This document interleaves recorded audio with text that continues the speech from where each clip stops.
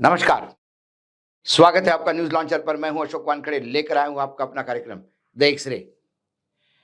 एक वक्तव्य आया कि केजरीवाल ने दावा किया कि मोदी विरोधी केजरीवाल को राहुल गांधी चुनाव हरवाना चाहते थे। बड़ा अजीब, कई विसंगतियों से भरा, कई आपसी टकराव से भरा ये वक्तव्य। और ये जब वक्तव्य भी उस जगह आया जहां फिर मुझे लगा कि इसको एक्सरे से देखना बहुत जरूरी है, क्योंकि इसमें चंद्रकांता जैसे षड्यंत्रों पे षड्यंत्र दिखाई देते हैं। और जब एक्सरे से देखा तो ये तथाकथित केजरीवाल जी का दावा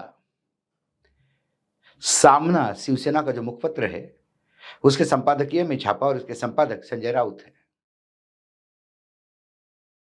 पत्रकारिता की एक एक खास एक गोल्डन रूल माना जाता है कि जब भी आप कोई कमेंट करें तो दूसरे का भी पक्ष लेना चाहिए।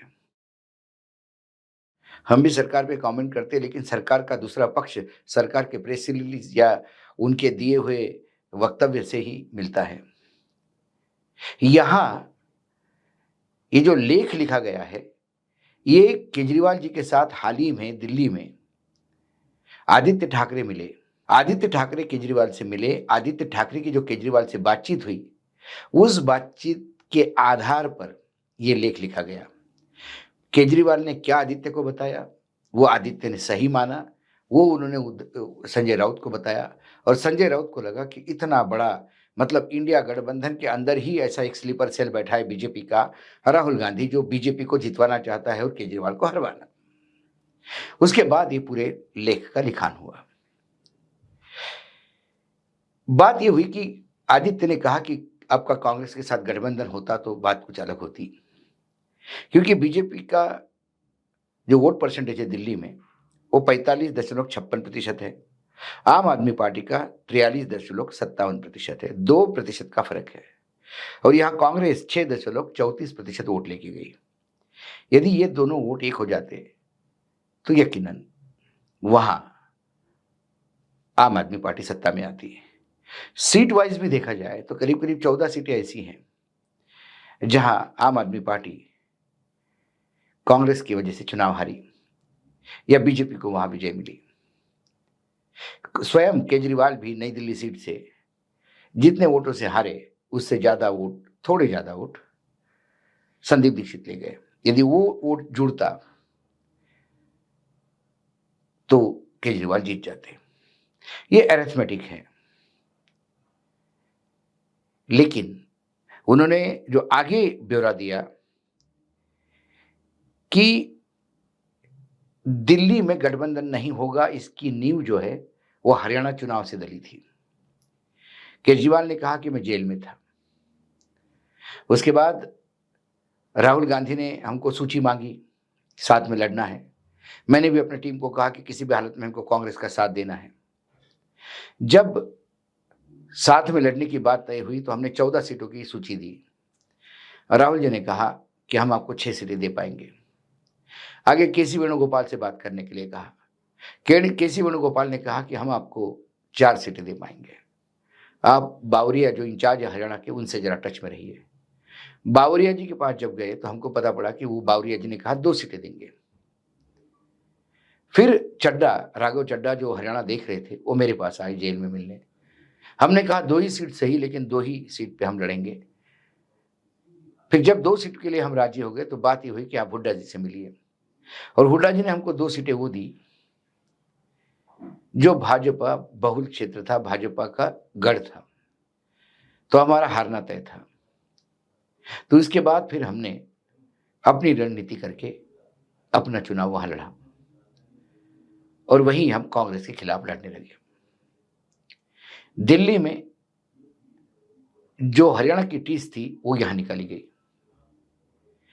तो कुल मिलाकर उस लेख का लेखा जोखा ये बताता है कि राहुल गांधी या कांग्रेसी विलन है जो आम आदमी पार्टी के साथ चुनाव लड़ना नहीं चाहती। ये लेख आने के बाद कांग्रेस ने पूरे जोर शोर से इसका प्रतिवाद किया और हमला बोल दिया। उन्हें कहा कि ये आर्टिकल ही झूठा है और केजरीवाल झूठ बोल रहे हैं।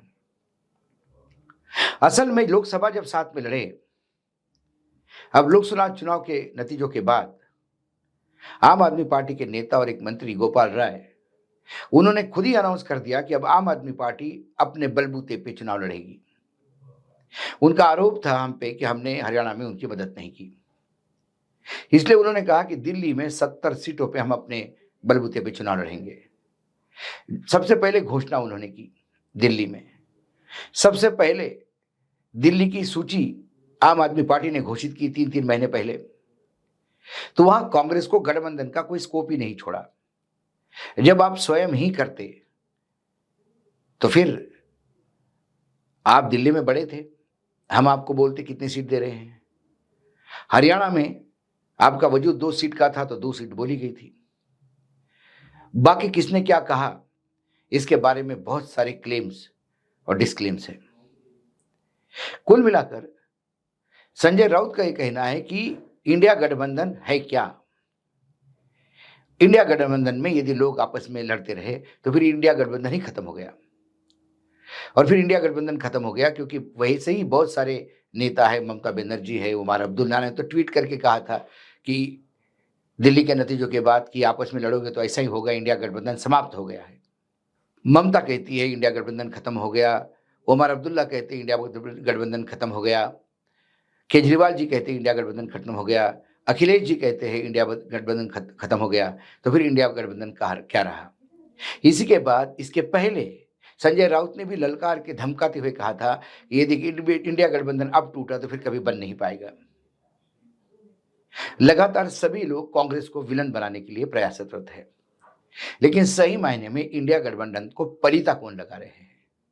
इंडिया गठबंधन को यदि पलीता कोई लगा रहा है तो वो संजय राउत और अरविंद केजरीवाल है। जब लोकसभा चुनाव हुए तो लोकसभा चुनाव के कई नतीजे आए, तब हरियाणा में हम जीत रहे थे और कांग्रेस ने विश्वासघात किया करके कांग्रेस पे सबसे पहले हमला बोला केजरीवाल ने। तभी से केजरीवाल और कांग्रेस के बीच में तनाव होने लगा। केजरीवाल जी भी जानते हैं कि केजरीवाल जी का उदय ही कांग्रेस के वोट बैंक पे हुआ। दिल्ली में यदि केजरीवाल सत्ता में है तो कांग्रेस का वोट बैंक लेके, दिल्ली में कांग्रेस प्रयासरत है तो अपना वोट बैंक वापस लेने में। पंजाब में केजरीवाल है लेकिन केजरीवाल के आगे कांग्रेस है, वहां अगला चुनाव कांग्रेस और केजरीवाल के बीच में ही होगा। फिर वहां गठबंधन कैसा होगा, क्योंकि कई क्षेत्रीय दल है जहां कांग्रेस यदि हावी है तो वहां उस क्षेत्रीय दल या क्षेत्रीय दल के सामने आमने सामने, जैसा बंगाल में कांग्रेस लेफ्ट और सामने ममता है, अब कांग्रेस और लेफ्ट साइड में होगी और बीजेपी और ममता होगी।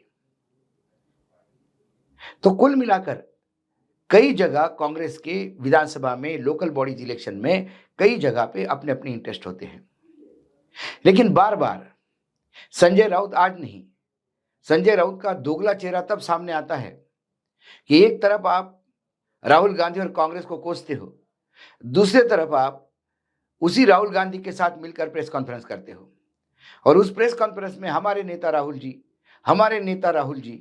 हमें राहुल जी लीड कर रहे हैं, संविधान की लड़ाई लड़ रहे हैं, राहुल जी के कशीदे पर। जब दिल्ली में आते हैं तो राहुल जी करते हैं, जब मुंबई में जाते हैं तो इसी कांग्रेस को पानी पी पी के कोसते हैं। तो सवाल ये है बीजेपी के स्लीपर सेल इंडिया गठबंधन में कौन है। अब ये समय आ गया है कि इसको रेखांकित करें।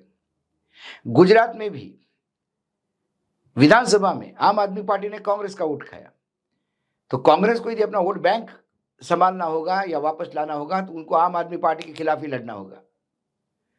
तो फिर ऐसे में क्षेत्रीय लेवल पे गठबंधन कैसा होगा। सबसे पहले दिल्ली मुंबई में लोकल बॉडीज के election, Mumbai municipal corporation election हम अपने बलबूते पे लड़ेंगे, ये अनाउंसमेंट शिवसेना ने किया। इसके बाद वहां यदि कल कांग्रेस और एनसीपी दोनों, शरद पवार और कांग्रेस दोनों ताकत से उतरते हैं और सामने अजित पवार, बीजेपी और एकनाथ शिंदे मिलकर लड़ते हैं तो वहां उनकी विजय निश्चित है।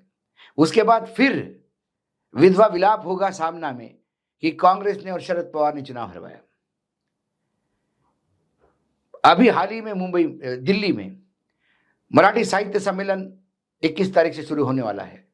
उसके पहले कई कार्यक्रम आयोजित किए जाते हैं। ऐसे ही एक कार्यक्रम में उप मुख्यमंत्री महाराष्ट्र के एकनाथ शिंदे का सम्मान साहित्य सम्मेलन के आयोजक कमेटी ने किया। उन्हें शिंदे पुरस्कार से पुरस्कृत किया। शिंदे खानदान के जो वारिस है ज्योतिरादित्य शिंदे, वो स्वयं उस कार्यक्रम में थे। उन्हें स्वयं ऑब्जेक्शन नहीं था कि हमारे परिवार के नाम पे अवार्ड एकनाथ शिंदे को क्यों दिया जा रहा है। अवार्ड देने के लिए शरद पवार जी को बुलाया गया। शरद पवार जी ने वो अवार्ड दिया। ये साहित्य सम्मेलन की बात है। ये हमेशा महाराष्ट्र में ऐसी चीजें होती आ रही है। गोपीनाथ मुंडे और विलासराव देशमुख कई बार एक स्टेज से दोनों को हमने सुना है, लेकिन कभी किसी के पार्टी ने ये नहीं कहा कि आपने क्यों किया। ये तो स्कूल के बच्चे भी इतने घटिया लेवल पे नहीं उतरते, उतने घटिया लेवल पे शरद पवार जी के खिलाफ संजय राउत ने फ्रंट खोला। फिलहाल संजय राउत को अपनी पार्टी संभालना है। उद्धव ठाकरे की पार्टी में रोज लोग जा रहे हैं। ऐसे में जिस हिसाब से वो राहुल गांधी को विलन साबित करने पे तुले हुए हैं, जिस हिसाब से कांग्रेस को विलन साबित करने के लिए तुले हुए हैं, और कल इंडिया गठबंधन का गठबंधन भी हुआ मुंबई म्युनिसिपल कॉर्पोरेशन के चुनाव में, तो क्या कांग्रेसी दिल से साथ देंगे? लोकसभा में जो नतीजे आए वो इसलिए आए थे कि पूरे कार्यकर्ताओं के बीच में गठबंधन था। किसी ने अपने मन में कोई क्रैक नहीं रखी थी। सबने साथ में मिलकर काम किया तो बीजेपी को सिंगल डिजिट पिलाया। लेकिन विधानसभा आते आते संजय राउत ने ही शुरुआत की थी कि अगले मुख्यमंत्री उद्धव ठाकरे ही होंगे, और उससे जो मतदाताओं के खास कार्यकर्ताओं के बीच में दो फाड़ हो गई। वो कार्यकर्ता कभी नहीं मिले। नतीजा सामने है। मैं मानता हूं कि मशीनों का खेल हुआ है। 188 में से 100 सीटों का मशीनों का खेल हुआ है, लेकिन बची हुई 188 सीटों में यदि 46-45 पे सब पूरा कुनबा निपटता है इंडिया गठबंधन का, तो ये बताता है कि ये इनके कार्यकर्ताओं ने एक दूसरे को साथ नहीं दिया। ये इसीलिए होता है कि अच्छे खासे उबलते हुए दूध पे जब संजय राउत जैसा नींबू निचोड़ा जाता है तो दूध फटेगा ही, पनीर बनेगा ही। इंडिया गठबंधन, अखिलेश पूरे ताकत के साथ कह रहे हैं कि इंडिया गठबंधन है और रहेगा। आज सबसे बड़ी ताकत यदि किसी हाउस में है तो कांग्रेस के बाद अखिलेश की है। वो साथ में है, तेजस्वी साथ में है। उमर अब्दुल्ला ट्वीट करते हैं, लेकिन उमर अब्दुल्ला तो कब के मोदीमय हो गए। वहां हाल ही में पीडीपी ने एक फ्रंट खोला और उमर अब्दुल्ला पे आरोप लगाया कि क्या आप 370, जम्मू कश्मीर का विभाजन और सरकार को शक्तिहीन बनाने के इस पार्लियामेंट के फैसले पे उमर अब्दुल्ला की सरकार मुहर लगा रही है। क्योंकि जम्मू कश्मीर में जिस नाम पे चुनाव जीता गया, उनमें से एक भी काम उमर अब्दुल्ला की सरकार करती दिखाई नहीं दे रही है। वो वहां के उपराज्यपाल का पिछड़ग्गू बन के सत्ता भोग रहे हैं। कई चीजें कई बताने के लिए हैं, लेकिन बार बार इन चीजों को जब पब्लिकली लाया जाता है, अब आम आदमी पार्टी के खिलाफ कांग्रेस ने बोला और पूरे इस झगड़े में आनंद उठा रही है बीजेपी और दिल्ली का मतदाता। वो भी सोच रहा है सही किया हमने इनको घर भेज दिया, यदि नहीं भेजते तो साथ में रह के ऐसे ही लड़ते। ये वही स्थिति हो गई जब पहले कांग्रेस लगातार सत्ता में आती थी और कांग्रेस के खिलाफ जितने भी गठबंधन का प्रयास होते थे वो आपस में इतने लड़ते थे कि कांग्रेस बार बार कहती थी देखो ये एक हो नहीं सकती, ये क्या चुनाव सरकार देंगे, और जब सरकार बन भी गई तो चंद दिनों में लुढ़क जाती थी। आज इंडिया गठबंधन की स्थिति ऐसी ही है, लेकिन इसके लिए जिम्मेदार संजय राउत जैसे बड़बोले नेता हैं और अरविंद केजरीवाल जैसे वो लोग हैं जो अंदर कुछ और बाहर कुछ होते हैं। जब मैं एक्सरे से दिखता हूं तो मुझे बहुत सारी चीजें दिखाई देती हैं। आज एक्सरे में इतना ही। कल फिर आता हूं किसी विषय के साथ। तब तक के लिए नमस्कार। देखते रहिएगा न्यूज लॉन्चर।